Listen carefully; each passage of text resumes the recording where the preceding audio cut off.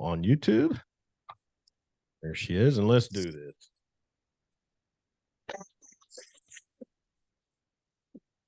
Good Saturday evening to everyone. Chuck Ramsey, the Lawdog, Jeremy Schroeder, the ruler of the airways, here with you on a Saturday night college football edition, Bedlam college football edition, and the coping mechanisms are in place, and Jeremy and I both donned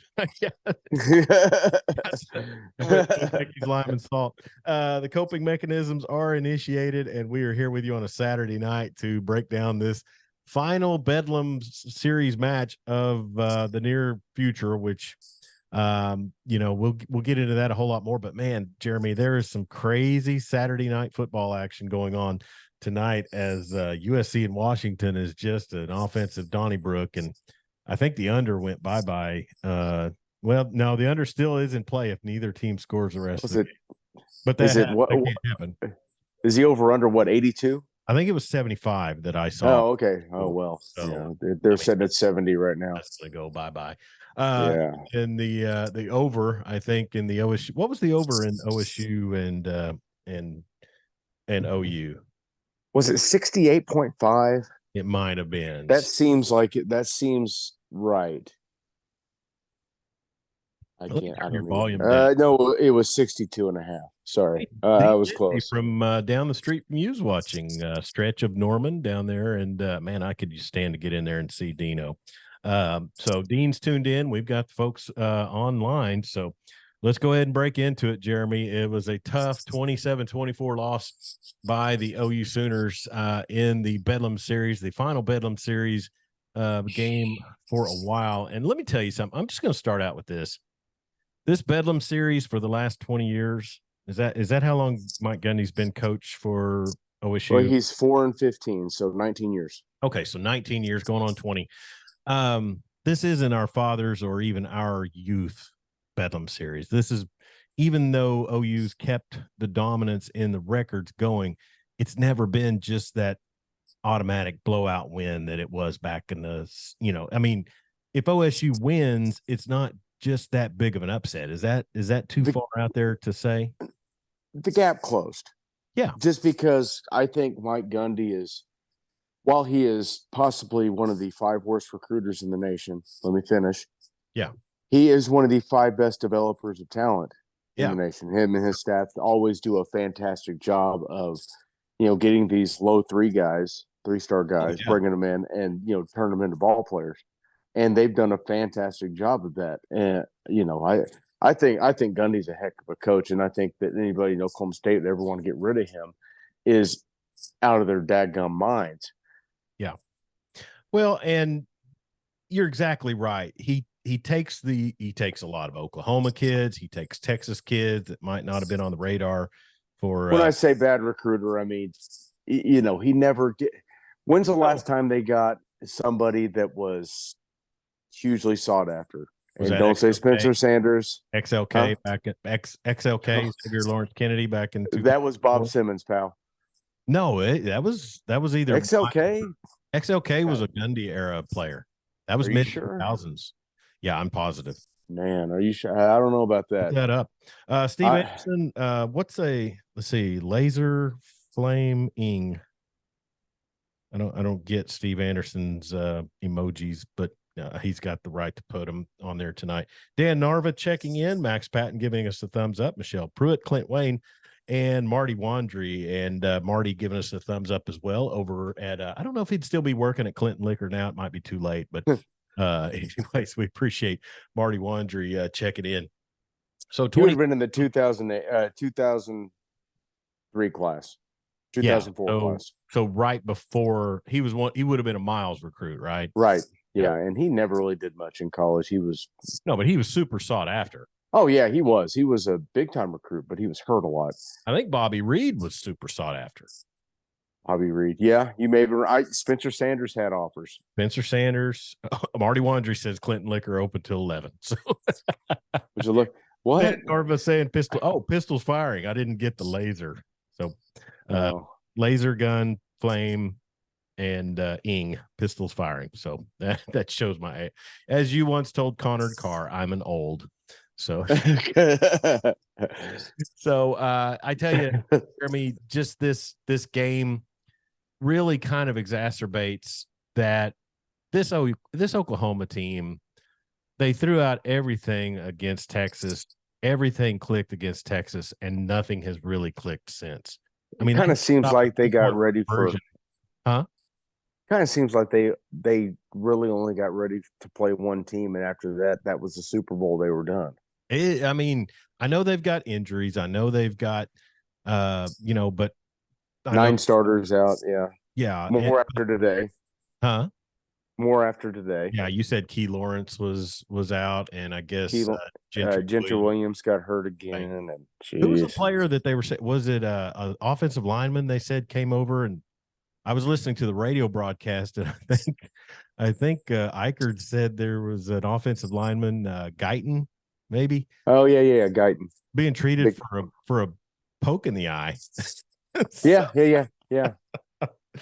So anyways, just a comedy of errors, really. I mean, if you want to get real about Oklahoma in the last 2 years. Jeff Levy's offensive playbook.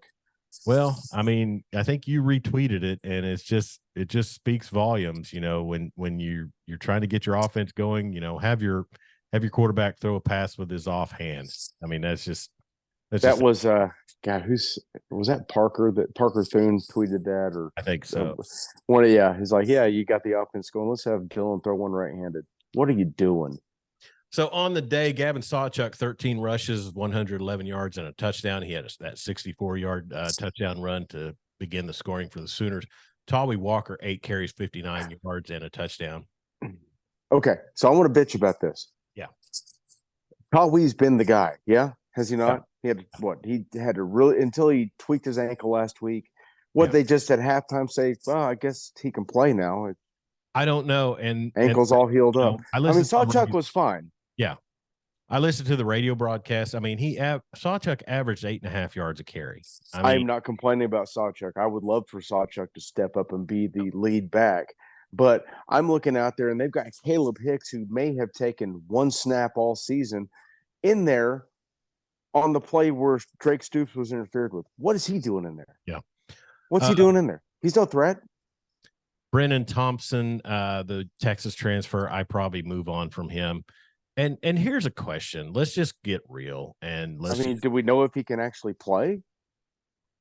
Who, the Brennan Thompson? Do we know? I mean, it's just a passing fancy, apparently. I mean, he's played like 6 snaps and he's got 4 catches. I don't know. Can the guy play? Tight end got 1 catch. I bet Austin Stogner's thinking, why did I leave South Carolina? Well, our tight end couldn't outrun you. Yeah. He was, they kept running that silly bubble screen behind him, who he's not a mobile guy. I mean, he may be a 4.8 guy straight up and down, but trying to get lateral and hook around a guy, he's not doing it. And it blew it up every time they ran it that way. Well, and to just kind of beleaguer the defensive issues, I mean, Jalil Farouk, he had almost 100 yards receiving. Drake Stoops, 12 catches, 134 yards, and a touchdown.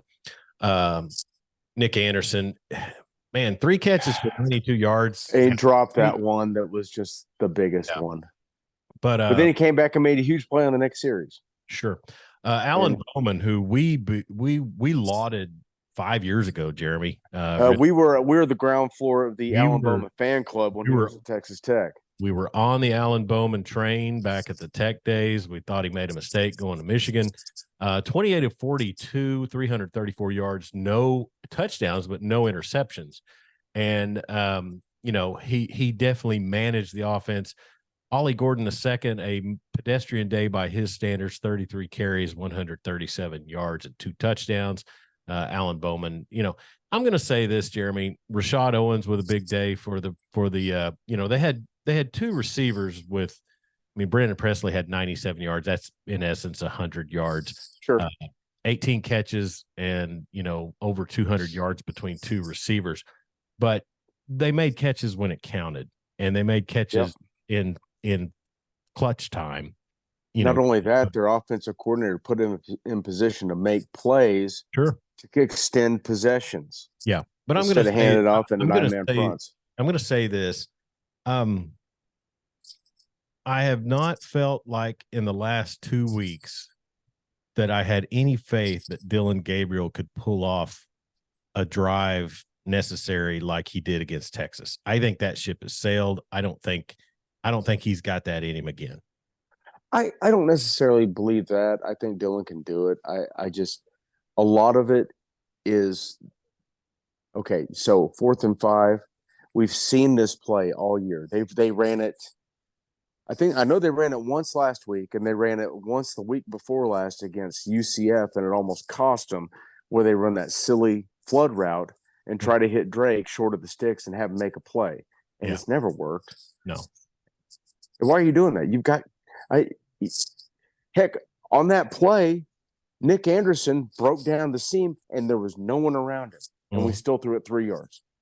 And that's where I'm going to go also is one of the reasons I say that about Dillon Gabriel is not out of spite. I mean, I just think it's a situation where he's a quarterback who's limited, and he's not going to be able to do the things necessary that this team needs him to do down the road, and not in the big games. It seems to me that against Texas, they made every play down the stretch. He was perfect down the stretch. And then after that, the entire offense, from play calling to execution to athletically, the offense has taken just a massive step backwards. Does it seem like that to you? Yeah. Oh, big time. Yeah. I mean, when you look at, I mean, here's the thing. I'm sitting here saying that about a guy who passed for 344 yards. But the thing about it is, Jeremy, is he ran for 113 yards against Texas. He hasn't. And guess what they've taken out of the game since then? He hasn't topped that in the last 2 games. He hasn't added that much in the last 2 games. It's like they're afraid to have him pull the football. There were times he could have pulled the ball today and he could have run. He could still be running. You go back to the 2019 season, Jeremy, and we said that about Jalen Hurts. Yep. You're grinning because you remember when we said it. 2 go. 2 reads 1 2 get. You don't have, and especially when you can burn a defense. Yeah, but Dillon's an athletic kid. Jalen's built like a Humvee. They are not the same. Well, no, but Dillon has some elusivity. He can find the spot to run to. Elusivity. That's what got them over the hump against Texas. And I'll tell you something. After seeing the performance of the Big 12 refs today, I'm rooting for Texas to sweep this conference. Oh God, and it hurts, but yeah, you're right. I don't care. I just want to see. I don't want to see any future Big 12 team win this conference. Don't care. If I see that crew next week, are they at West Virginia or is that in Norman? No, that's in Norman. Okay, if I see that crew roll out in Norman, I may just turn around and go home.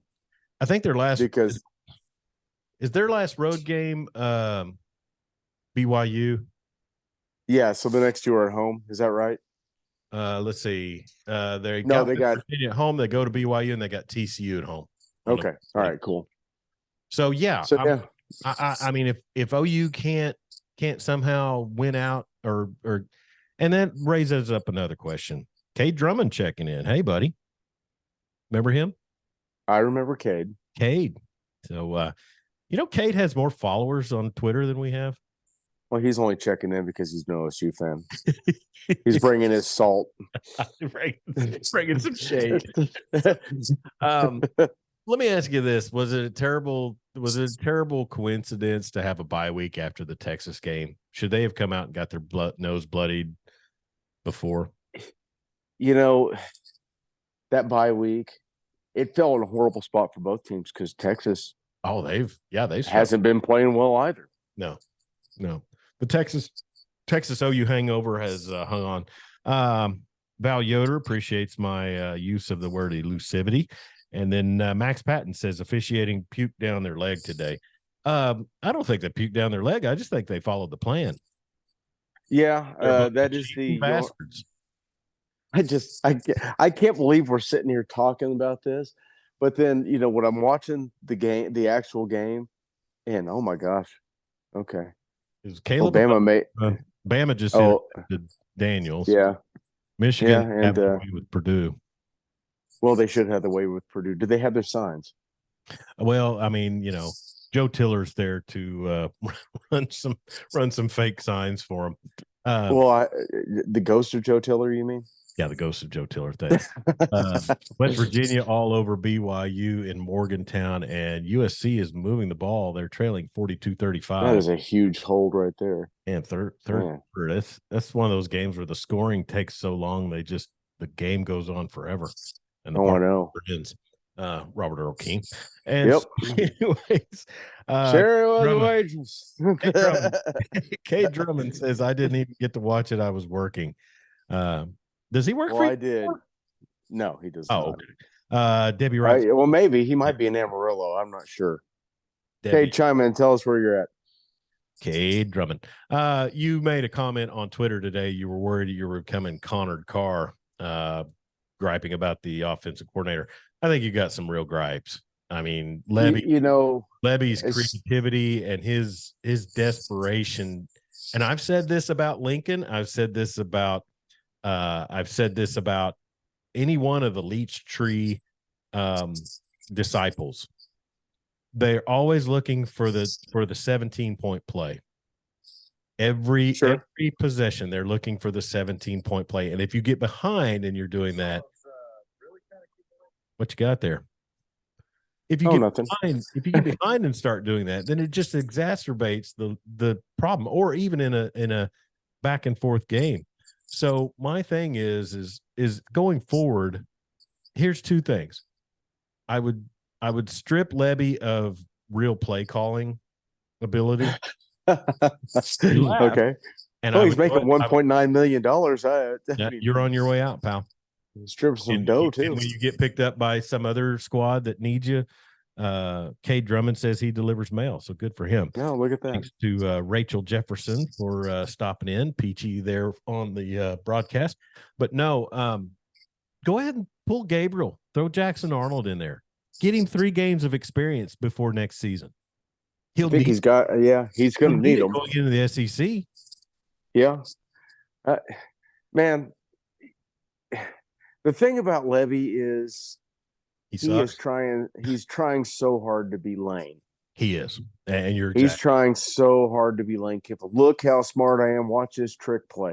And that was the dumbest effing thing I've ever seen. I'm going to snap it, direct snap to a running back, turn and hand it to the quarterback. Where was that play realistically going to go if it was clean?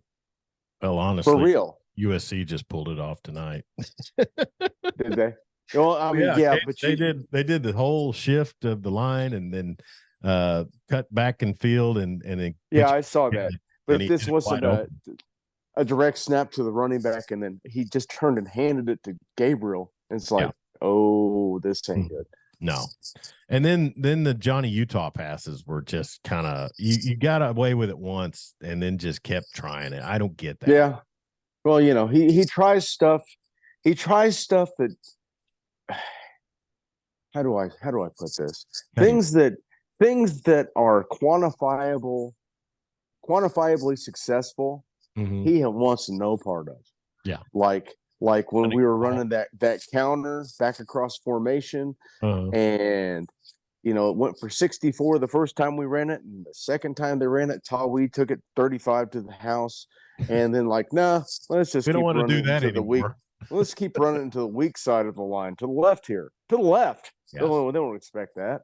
Well, and the thing about it is in the third quarter when you're stealing momentum on the road, and your defense makes 3 big stops. What you mean when you have every bit of momentum there is to have, and then you just puke down your leg, right? 2 turnovers on downs and an interception, and they only cashed in a score on one of them. I'm just, that is just the epitome of puking down your leg, because your defense is helping you, put you in a position. Now, like we said, we've been big fans of Alan Bowman for a long time, and the kid was due. I mean, he got he got the most out of that offense that anyone was going to get out of it today. Because for the most part, OU sold out and was not going to let Ollie Gordon beat them. Even though he got 137 yards and 2 touchdowns. They were a tough 137 yards. Huh? They were a tough 137 yards. He got hit a lot. Yeah. But, I mean, without Stutzman, that defense is not the same. And kudos to Kip Lewis. Kip Lewis. He according to the radio broadcast, he made several mistakes, but he's athletic enough to kind of recoup from them. But remember, Jackson Arnold is the same size as Baker Mayfield, and Levy's been using him as a wildcat quarterback. Yeah. I mean, I don't know, but like I said, strip him of his play calling duties and start looking this next 3 games, Jeremy, and into the bowl game. It don't matter. I mean, stay with me here. Go ahead. Stay with me here. All right. Tebow, that Tebow owes us one. Mm-hmm. You know who's on staff out there? At where? At USC. Who? Cliff. Yeah. Throw a bag of cash at Cliff. Bring him in. Let's bring do Cliff it. In. Let's go full. I mean, he did amazing things with Manziel. Yeah, I mean, Arnold is a talented kid. One thing about the Leach disciple tree, and I'm going to say this about Muleshoe and even Cliff, is when you gave up the ball to Leach with 2 minutes left, 1.5 minutes left, you knew that he could get the ball down the field in a scoring threat, right? I mean, so much in the 2000s at Tech. And I just don't see that same confidence or creativity from the coaching tree. You know what I mean? I mean, sure. And not outside of that one guy. Well, I mean, that drive against Texas, and then that's been it for OU. 3 weeks in a row, they haven't had what it took. Oh, I know. To go. I was talking about Lincoln Riley, but his system is they don't even run his system anymore. They run the Caleb Williams system. Go back to Bedlam 2 years ago. He had no chance of getting Caleb in position to get down there and win the game. And sure, Kingsbury never did. I mean, it's just that's the thing. Remember the game, and I'll go back to it was 2005 in Lubbock. Adrian Peterson runs it in, just shucks a guy, makes, just emasculates a secondary player trying to tackle and runs it in. I knew right then against Leach, you scored too soon. You would have done good to take a knee on the half-yard line, drop some clock, and then just get it in. Because what happened in that game, now Big 12 refs, helped with that one too on the spot. Was that the Taylor Potts game? I believe so. That was the 4th down that was marked wrong. And then I don't think he really got in the end zone on that one, but they gave him. Yeah, that was Ricky Williams. Was it Ricky Williams? No, Ricky Williams was in the 90s, wasn't he? That's right. Yeah. Wait, no, I don't know. Yeah. It was one of those guys. But anyway, to beleaguer my point. Travion Henderson. Torian Henderson. That one. Torian, yeah. It might have been. I think it might have been. No, didn't the other Ricky Williams play at the same time as the UT Ricky Williams? No. There would have been like a ESPN spread, or what was big back then? The Sporting News. Thank you. My very first fantasy football league. Thanks. 1996. Picked all Astros. Really worked out great for me. No, I mean the Leach disciple tree, rest his soul. I love that guy. I miss him every day. It just doesn't seem like a football season without him. It really doesn't. But I mean, Leach knew where to go with the offense to get. What do we got here? I see you scrimmaging. Oh, I was just watching Jalen Daniels get folded over backwards. Oh my gosh, he's still down. Yeah, he's hurt. Man, his neck's Kelly hurt. needs to get out there and look after his family. Yeah, maybe he should. 28. Bama is pulled away. Jalen Milroe with a heck of a game in that one. Yeah. LSU replicate that against UT now. LSU plays a defense that would make every Pac-12 team jealous. Yeah. I think non-conference games ought to be moved to the back end of the season. Start with the conference, get them out of the way, and then, because when you get these big intersectional games, are like quarters. Yeah. This Alabama team is not the same one that played UT the week 2. Yeah, but Alabama's going to play the Citadel in a couple weeks, so you get to see that. Oh, that's or you won't. It'll be on SEC Network. Yeah, that was clothesline to the neck. Yeah, he went hands to the face. My God, look at that. No, he's got a hold of his jersey. Oh Lord. I hope he's look at the head. Oh, I mean, he looked like he'd just hit the chronic when he sat up. So, oh yeah, he's smelling colors. I promise you. What's your name? I'm Batman. I am. Michigan up 34-6 on Purdue. No Rondell Moore left at Purdue anymore, so unfortunate for them. Are you staying up and watching college football final? No, Saturdays. I haven't been. I gotta say, Joey Galloway, I've come full circle on him. Couldn't stand him, then kind of tolerated him, and now I feel sorry for the guy. I mean, he's on there trying to give something, on a late Saturday night with Dan Mullen there sucking all the oxygen out of the room. It's just awful. What are they thinking? I don't know. I don't know. I think that's all they could afford. The mothership, man. I mean, that it has gone so far downhill. Really has. Disney's trying to offload the mothership apparently. So really? Yeah. Fox News will pick them up. Maybe the Fox Corp will pick them up. Bring what's his name? Will what was the guy's name? Yeah, the conservative guy they always made fun of that was on there. Will Kane. You know who I'm talking. Will Kane. Yeah. Boy, he took a beating on the mothership. You can't. Yes, he did. You can't not be pro Obama Biden and be on the mothership. Nope. You can't. Yeah. But no, and here's the thing. It was funny this morning, Jeremy, because I turned on Game Day, and I haven't watched that in a long time, really all season long with McAfee. I can't. But I saw that they had Nate Bargatze on there. And I'll just say this. My wife and I both share the same sentiment. We did not know the name Nate Bargatze until 2 weeks ago when some cousins. And he's everywhere. And he is everywhere. He is living his best life. And is he the guy that used to do the David Blaine thing?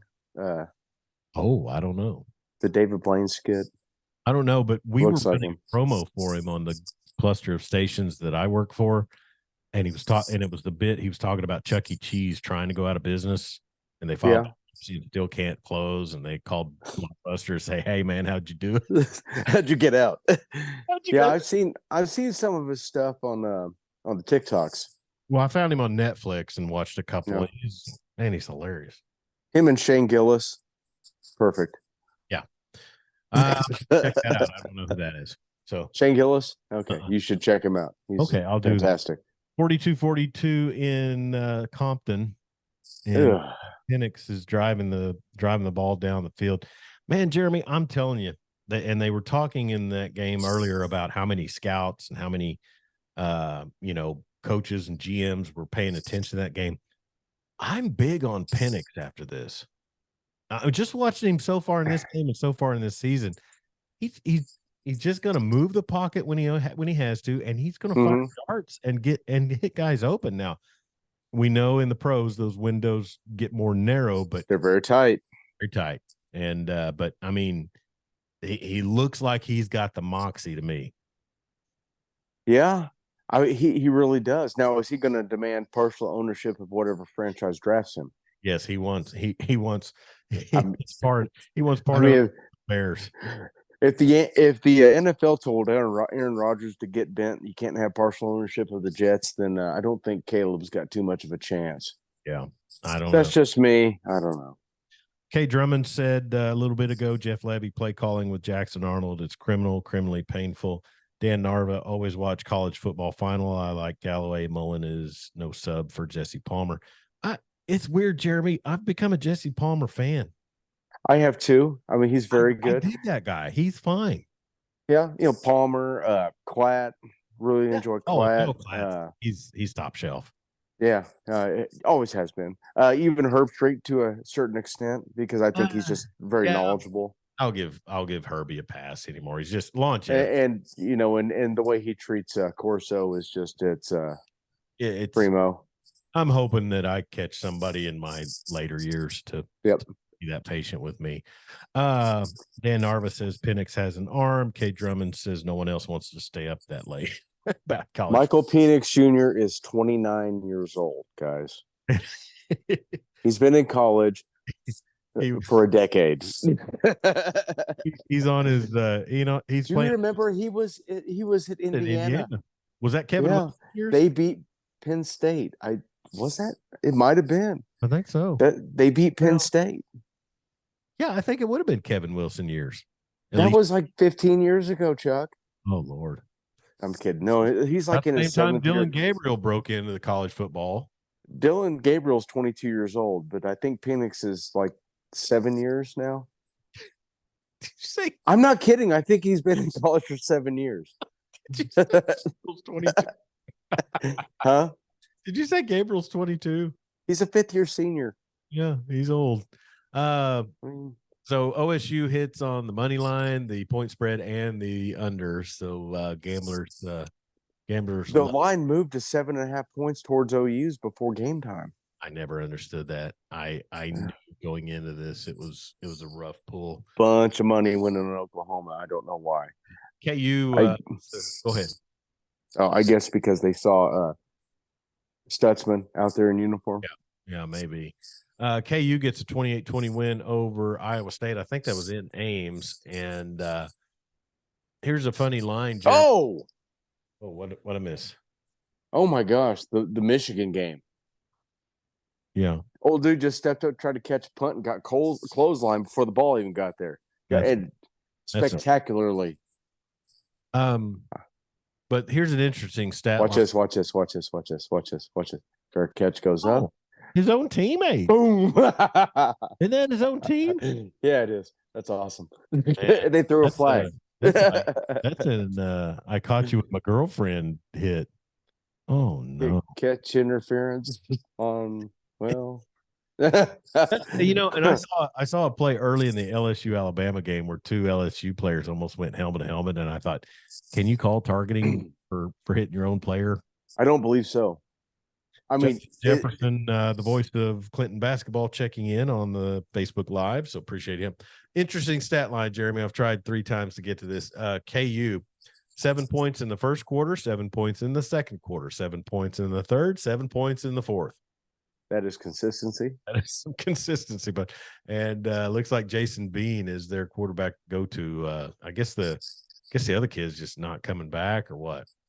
What's going on with him? I don't know. Is Leipold going to take another job and he's going to go with him? It could be. Conspiracy. Here we go. Yeah. Leipold. Now, that's an interesting thing you bring up. Leipold. Is he a hot commodity to get snagged by some program? Isn't he in his 60s? Well, sure. But, I mean, what does that mean? He doesn't have much of a shelf life. You know what I mean? Well, and you have to wonder how much energy he's got to, go to another struggling program and rebuild it. Those guys that do time in North Dakota, they got longevity, man. Well, because it's so cold out there, but he's been south for a while. Kind of preserved. So he's been in lovely Lawrence, Kansas for a while. South Alabama loses 28-10 to Troy, so there goes that. Because sometimes when you drop a stupid game to a lesser opponent, you say, "Oh, well, look what they did," in the that was in Gundy's. I want my kid to be the quarterback phase, so we're going to play everybody. I would be so livid if I was an OSU fan. Well, their goal. This is going to sound mean spirited. I don't know if I should say it. Mm-hmm. Okay, I'm going to say it. Yeah. There are only 2 programs in the current Big 12 this year as it stands whose goal when the season starts is to compete for a national title. Does that sound mean? Does that sound mean-spirited? Yeah. Does it? Does it sound mean-spirited? It's the truth. And I mean, because Iowa State's usually good, but they could play like a Norman Optimus Club team in the first week and struggle. Yeah. Oklahoma State was playing 17 different quarterbacks and lost to South Alabama, damn near lost to Arizona State. Oh, yeah. Who else they lose to? Iowa State. They lost to Iowa State. Yeah, that's true. Yeah. Yeah, and the rest of them, Kansas State struggle. Kansas State is every good team's kryptonite. Hell, they could go lose to a D2 team. Oh, yeah. Early in the season. They've become the Iowa State of the first 3 weeks of the season. And that drives me nuts. Yeah. You know what I mean? And that's why I think Arizona or Utah could roll into this league, and maybe even Colorado down the line can roll into this league and just dominate. Sure. Except for, have a team like Kansas State who plays East Popcorn State, Norman High School, and some other team loses to 2 of them, but gets their crap together in conference play and plays spoiler all year. I think Max Patton agrees with your point. He commented, "It's true." Max Patton, the voice of Sayre Eagles football, and that just drives me nuts. And I mean, in Texas Tech, they're another one. And I kind of the expectation of you and me and Texas fans is perfection. Yeah. And it's just it just drives you nuts. It's like it's soul crushing. I think they're going to regret not bringing SMU into the fold. I think SMU I do too. Run and going to dominate the ACC. Hey, they're in a great spot recruiting wise. I'll be rooting for them. Yeah. Think they're going to go out there and unseat Dabo? Yeah, exactly. Who just took it to the Fighting Irish today. Yeah, the Sam Hartman era is not panning out to be so great. Would you say Sam Hartman is an oily bohunk? He is in the oily bohunk range. Okay. Yes. Stroke your beard there. Facebook live stream. And the Raiders are so bad. I felt so bad for Garoppolo, but then my gosh. They beat on him. Yeah. Beat on him and beat on. They're just so bad. So Texas and K-State, as you mentioned earlier, played to overtime final, and Kleiman, and he's actually the one that I spoke out of turn. He was the North Dakota guy. I don't remember where Leipold came from. Leipold, oh boy, where did Leipold come from? It was somewhere like that. Cade Drummond, I just saw the last 5 games. OSU's offensive line has only allowed 1 sack. That's a crazy turnaround. Yes, it is. And then Dan Narvis says, son Alex showing me replays of Bedlam 2021 where refs swallowed whistles on late hit out of bounds on Caleb, and then no call on pass interference on throw to Hazelwood. Jaden Hazelwood, there's a name. In end zone, kid has incredible memory. Good for you, Dan. Get that kid paying attention. Steve Anderson says, Chuck, Jeremy, and I are glad you aren't talking about the fantasy leagues. Oh yeah, I beat your butt last week in fantasy. Man, I didn't know fantasy. If I would, but I got to go against Casey Scamahorn this week. He's laces out with the Ray Finkel profile pick. Sure. And that's some great stuff, but he is he's been rolling lately, so I don't know what I'll even have. Well, my season was over 4 plays into the Jet season. Yeah. It was over then. Now I think I picked up Gardner Minshew to play quarterback this week because I've got Stafford. There's nothing out there. And a Colts quarterback's always going to do great. Leipold came from Buffalo. Thanks, Cade Drummond. Buffalo, that's right.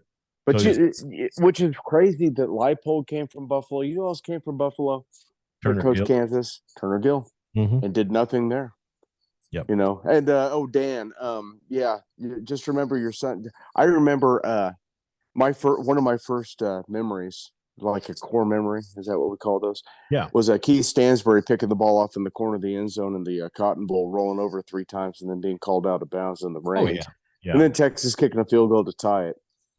I remember, I think I was 7 or 8. It was keyed in on the name Elvis Peacock. I just thought, what a name. What a name. What a name. That General Booty's got to be the top 2. George Buster Rhymes. Buster Rhymes, yeah. Who was later replicated by an actual rapper, Buster Rhymes. That's right. So Texas and K-State battle in an overtime matchup. Texas ends up winning 33-30 after Chris Kleiman with at the 4-yard line, 4th and goal at the 4, decides to go for it and go for the win. We were listening to it on the radio, and my wife was like, "Why on earth would he do that?" And I said, "Well, you got this crazy theory now, and you know it's always thrown out there, so we'll get into it. You know, go for the win on the road, and we saw who was our old receivers coach at Colorado State that should have did it at Jay Norvell. We saw that. It's always a thing, but I mean, you know, in overtime, go ahead and stretch it out in that situation. 4 yards is a long one to make. You know, I mean, it is. You know, I don't hate the play call. I don't hate the gutsiness of it, because you're not expected to win that game there. And remember, you're Kansas State, and you're only hoping that you really, really, really can compete for the conference championship. Yeah. But you call a straight drop back out of shotgun. Yeah. At the 4. Would like an RPO or something be better there? I don't know. Anything to move people around. You know what's funny about K-State is there was so much yakking about the kid that was the backup, and I mean, and he came in and just could do absolutely nothing. You know. Yep. 0 for 1 passing. I think he's -1 on. They might have. I think they only gave him 1 possession, but it's like, you know, when Texas wants to play defense, they sure can. You know, well, they got the guys out there. Yeah, you know, they got all kinds of dudes. I don't understand their struggles, but I don't know. Hey, Max Patton says, especially when your defense was playing pretty well and a freshman quarterback on the other team. I guess he's talking. I think we're talking about the same K-State deal. I mean, yeah, Malik Murphy. He was pedestrian at best. I mean, he hit some big passes. I mean, Adonai Mitchell, 149 yards receiving, 1 touchdown. But I don't know. That team if that team, and it seems like Sark and Kiffin only do it in games that are important where you know, but Jatavian Sanders should be catching the ball 7 or 8 times a game. It seems like he only gets the ball on 3rd and no less than 6. And it's usually a bubble screen or something. Yep. Or, he'll just try to nestle down into a soft spot in the zone, and that's it. Yeah. I think who were they escorting off the field? Oh, that's an LSU defensive player. Maybe. Yeah, number 8 there just got his neck shortened. He just got Robert Barnes. Ooh. He just got Josh Jacobs. Oh, my goodness. So USC is being escorted down the field by the referees. So, well, no, they just called a touchdown back. Oh, okay. All right, my bad. 45-42, and USC with the holding call. Bama looks like they're probably going to cruise unless somehow LSU can make a stop and get something going here. And then I don't know. I feel like we need to talk about the Michigan scandal. Go ahead. Okay, so this guy, Connor Stallions, he refused to cooperate for the last 2 weeks, was paid unpaid administrative leave. Yeah. And then resigned today. So I guess the check cleared. He's gone. Okay. Did you happen to? Okay. Do you remember about the time this guy was hired? A little bit before that, Harbaugh took the pay cut because he was losing to, especially Ohio State. They weren't doing much otherwise. Uh-huh. And then this guy comes in, and all of a sudden they're just whipping everybody. Clicking. Yes, clicking. until they played, Sonny Dykes, who decided to change it. Oh God, Caleb's dead. Who decided to change his signals up a little bit in that national semifinal and got beat, right? So I see you, Dan. Yeah. I'm not very neutral on this because I think they are scum. I am. Okay, so Chuck and I had this conversation years ago. Huh? Should I get tried? If you'd like. Okay. So we had this conversation years ago. We talked about the Astros and, me, having a baseball background, telling no, cheating is just how the game's played, yada, yada, yada. But if they did this, this, and this, then that's garbage. That shouldn't be allowed, using technology, whatnot. So this guy's buying tickets for his buddies to sit on either side of the field. And the only thing he asks in return is stand there and hold your phone up and film the sideline. So he could take that video from the phone, go back, sync it up with the game film like he's, listening to the Dark Side of the Moon and hitting Wizard of Oz on the third roar of the MGM Lion.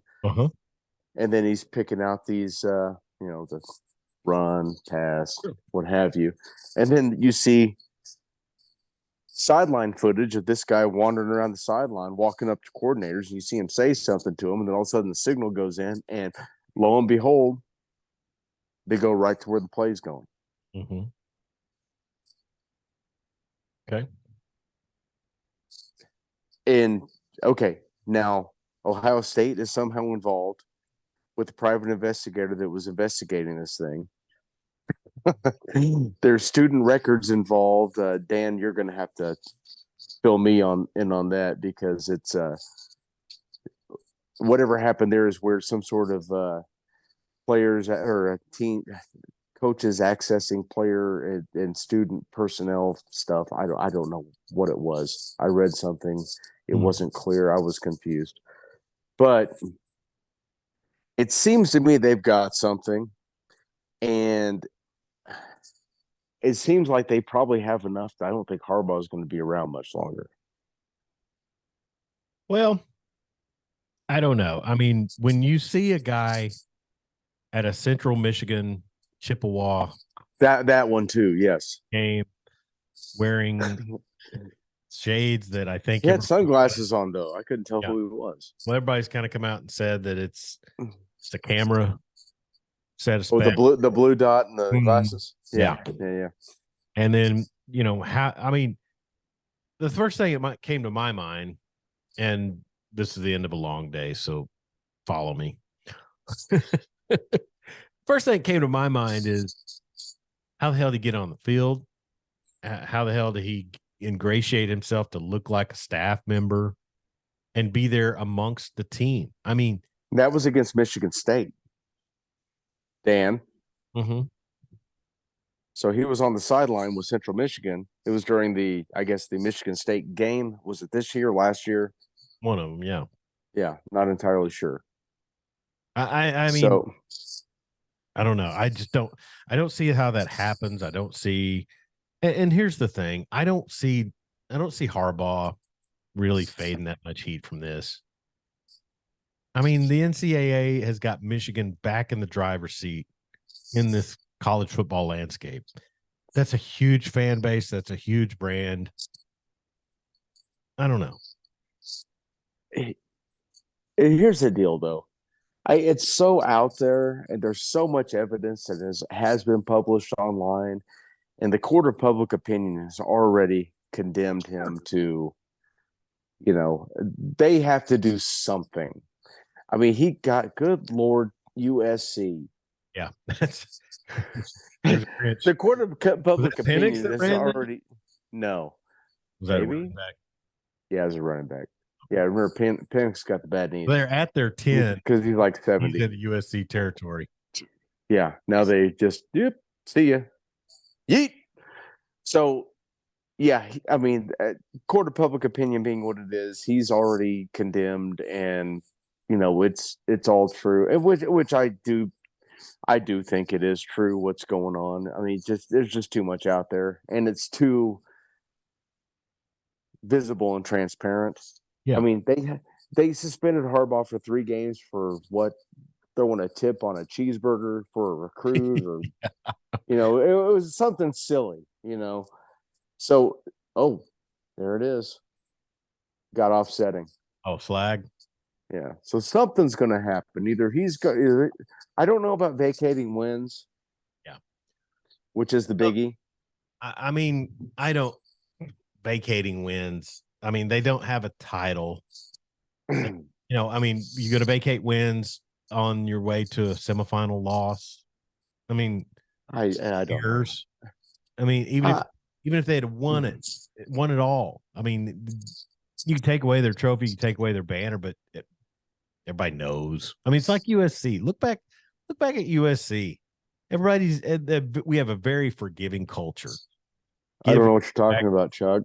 Give Reggie back his Heisman. No, there was no Heisman winner that year, and they didn't win any games between 2003 and 2006. That's true.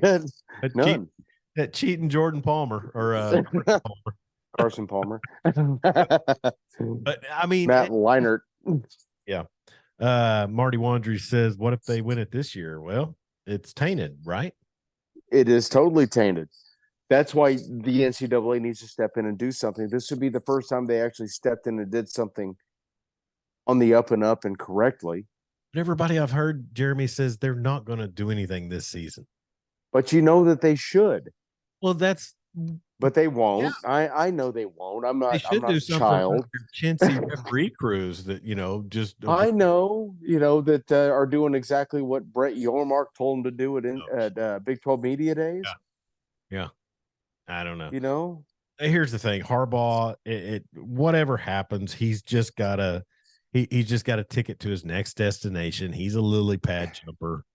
Well, and that everybody in Michigan and everybody in the NCAA is just hoping that after this season, Harbaugh gets the Chicago job and goes away, and it's not their problem anymore. Oh yeah, and he won't because he's gone, so we can make a 5-year show cause if you want to hire him, but he's banned from NCAA football for 5 years. Yeah, and that'll be what happens. Is he'll fail up. Mm-hmm. And there you go. Narva says, I have my doubts about what the NCAA will do. It won't be timely, and Big Ten is limited in how severely they can be. The Big Ten almost canceled the entire 2020 football season. They can do what they want. Sure. Marty says, backbone, and Kay Drummond says the NCAA is worse than our government when it comes to making decisions. False. True. Well, no. False. Worse than our government? Well, that's true. No. You're on the shutdown. Sorry about that. Yeah. So I got 13 more days before I stop receiving a paycheck. Oh no. Well, we'll go fund maybe for you, bub. SMU leading Rice 33-31, 7:44 left in the fourth. They put up 69 against Tulsa last week. Wasn't that nice? Yeah, I mean, nice. Crazy. Tulsa's not good at all. Closing thoughts on Bedlam, Jeremy, as we start to wrap things up. We've gone just about an hour. I just, to me, when I look at OU's schedule and I think, okay, you've got a road game at BYU and then 2 home games. If you're not going to totally scrap Dylan Gabriel, because I mean, do you want to go face Texas now? If you did win out and somehow OSU or Kansas lost another one, do you want to go in Arlington? I don't think. Well, when we watched them play Texas, it was pretty clear who the better team on the field was it not? Oh yeah. Oklahoma's more physical. It felt like they were about to pull away from any second. But I mean, with what happened? Yeah, with key injuries, and I just think you want to finish better. How do I put this? You don't want to have to go to the Champs Bowl again, right? Cheez-Its Bowl. Champs, Under Armour, all supporters. Maybe we can go to the Alamo Bowl and play USC. That'd be a nice consolation, I guess. But I mean, it's just it's just a situation where I look at it and say, get yourself ready at all costs for SEC football next season. This season doesn't matter anything now. Here's the way I'm beating myself up in between my ears to think about it. Take care of business these next 3 weeks. You're still ahead of schedule going to the SEC. Yeah. Get better. Just, try to put these 3 bad weeks behind you. It's been bad, bud. Yeah, it has been bad. And then also, how about in the future, just work on your kicking game. And just remember how bare that cupboard was last year. Mm-hmm. Remember all those guys that transferred out and ended up at like Texas State and UCO. Are we seeing a repeat? What's that? We're seeing a repeat this season. I know the record will be better, but are we looking down the same barrel? I say we. It seems like it. Barrel. Well, I go to the damn games and yell and act stupid in the stadium, so I can say we. I don't. It seems like it. Last year it was really good for 3 games and then steep cliff.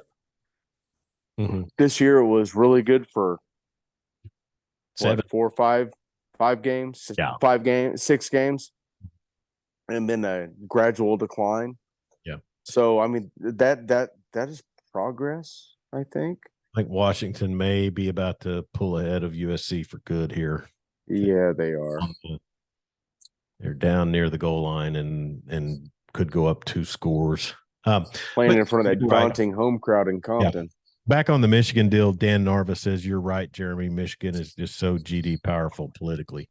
And that's why I say the NCAA doesn't want to ruin this blessing that they've received from the northern part of the continent. You know what I mean?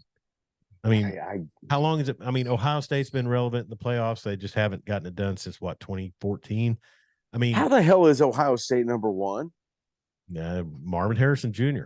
That's my answer to every question. Hasn't Georgia won the last 2 national titles and is currently undefeated? Yeah. Okay. Strength of schedule and I don't know. It's water cooler talk. Oh my God. Whatever. But so anyway, I just don't think the NCAA is going to lift a money horse in the mouth from up in the northern part of the Midwest. That's the thing, though, is the NCAA maybe ought to start taking care of business because they're about to get, these mega conferences are going to, they could become obsolete, coalesce and say, to hell with you, NCAA, we're going to do our own thing. I totally see that happening. And that's probably where they're trying to tread lightly, Jeremy, is not to get on the flip side of the Big Ten. Now, Ohio State and Michigan go head to head in Big Ten meetings, whatever the case, but and really, we'll just set aside a time where we can get on here and get Dan Narva's take because he follows the Big Ten so much better than I do. But let's see. And Clemson does weaken the OSU win over the Irish. I don't think Notre Dame's any good. No, they're not. They're just good enough to get their ass beat, just like Oklahoma. Yeah. Steve Anderson, NCAA screws with the rankings, trying to create more quote upsets for ratings purposes. Well, they almost got their trifecta today. Yeah. I'm sure Yormark was punching air when that ball fell incomplete in Austin today. Yeah. So it's just one of those situations. But hey, so next week, let's see. Dan Narva, don't overestimate me. No, I've got you on tap, pal. Hey, Texas Rangers win the World Series, first time in franchise history, and just super awesome. So happy for our friends Corey Hogue, MJ Baird, and John Moore, who I actually had on my Western Oklahoma Sports podcast on Thursday. John Matthews, who works on 95.5 The Coyote in Weatherford. He's a morning guy. He's a huge EFW guy. Rangers fan. I think it meant a lot to him to have John on there. And think about when we were doing Lawdog Sports on KSEY and Seymour, we had a legitimate Rangers analyst on once a week with us. That was something that, when you look back, is pretty amazing to think that two dudes just talking sports were rolling out there. It was really awesome getting to talk. It was John, right? Yeah, John Moore. Yeah, it was getting to talk to him about Rangers Nation podcast. And now I wrote it down. It's the Rangers Today Baseball podcast, and he's got Rangers bigwigs coming on with him all the time, and he's got credentials. So that's awesome. I know Steve Anderson was super happy about the Rangers winning. He says on Facebook, went to my first Rangers game in '78, first MLB game I saw in color. My first MLB game was a Astros Padres game at the old Murph in 1981. Nolan pitched a one-hitter. Royals Red Sox at Kauffman back in 1987. See Bo Jackson play. Was that George Brett? Volcan Boyd been on that team?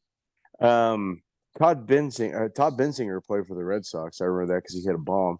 But it was the year Gubazon won the Heisman for the Royals, or the Cy Young for the Royals. Mark Gubazon. And saw Roger Clemens pitch and Lee Smith close. It's pretty awesome. Yeah.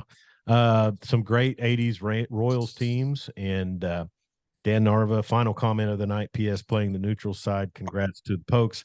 Always liked them as a kid. Never expected to flip to OU side. But bottom line, I respect both. P.S. playing the neutral side. Okay. Then Dan Narva, and yes, you could say, can't say it enough. Congrats to the Rangers. And I played the final call, Jeremy, on my sports on, what was that? Wednesday morning, Thursday morning? What night did they win it? Was it Tuesday? Wednesday? I think it was Tuesday. Whatever the next morning was, I played the Eric Nadel, Matt Hicks call from Rangers radio. And Nadel says, you can put the ghost of 2011 to bed. And he's so right, because you're one strike away from winning a World Series and then blow it and then blow game 7. Kind of like my Spurs exercised the demons of the Miami Heat in 13 and 14. Well, now you got that guy that Wemby, who's 26 feet tall. Good Lord. Yeah. And I think the Lakers got thumped by the Magic today. Oh. Hey, let's get out of here. So next week, West Virginia comes to Norman. I assume you'll be there and be too wasted. 9:00 time for game. We'll see. Should be okay. All right. Well, hey, I sure appreciate you coming on here, and it's a lot of fun doing a college football recap. And sorry about the Sooners losing, but in this season, do you really want to go to the playoffs and face Georgia or Michigan or Oregon? Or does Michigan have our signals? Everybody's so ready to anoint Oregon as winning the Pac-12. Michael Penix is showing me that up games, down games, whatever, he could get it done. He's a good player. Yeah. Hey, they just hung 52 points on our very, very good USC team. I couldn't even do it. All right, Jeremy, have a great week. Appreciate you. We'll talk to you next week. All right, bro. He's Jeremy Schroeder. I'm Chuck Ramsey, the Lawdog. This is the Lawdog Sports Podcast on a Saturday night college football wrap-up show. We'll talk to you next week.